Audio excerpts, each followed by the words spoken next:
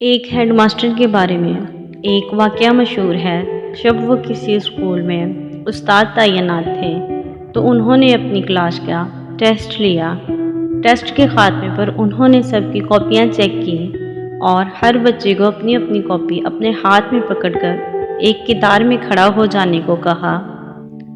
انہوں نے اعلان کیا کہ جس کی جتنی غلطیاں ہوں گی اس کے ہاتھ پر اتنی ہی چھڑیاں ماری جائیں گی۔ اگرچہ وہ نرم دل ہونے کے باعث بہت ہی آہستگی سے بچوں کو چھڑی کی سزا دیتے تھے تاکہ ایذا کی بجائے صرف نصیحت ہو، مگر سزا کا خوف اپنی جگہ تھا۔ تمام بچے کھڑے ہو گئے۔ ہیڈ ماسٹر سب بچوں سے ان کی غلطیوں کی تعداد پوچھتے جاتے اور ان کے مطابق ان کے ہاتھوں پر چھڑیاں رسید کرتے جاتے۔ ایک بچہ بہت گھبرایا ہوا تھا۔ جب وہ اس کے قریب پہنچے اور اس سے غلطیوں کی بابت دریافت کی تو خوف کے مارے اس کے ہاتھ سے کاپی گر گئی اور گھڑگھڑاتے ہوئے بولا، جی معاف کر دیں، میرا تو سب کچھ ہی غلط ہے۔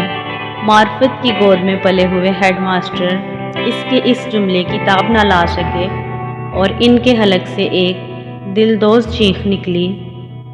ہاتھ سے چھڑی پہن کر زاروں کی طرح رونے لگے اور بار بار یہ جملہ دہراتے، میرے اللہ مجھے معاف کر دینا، میرا تو سب کچھ ہی غلط ہے۔ روتے روتے ان کی ہچکی بن گئی۔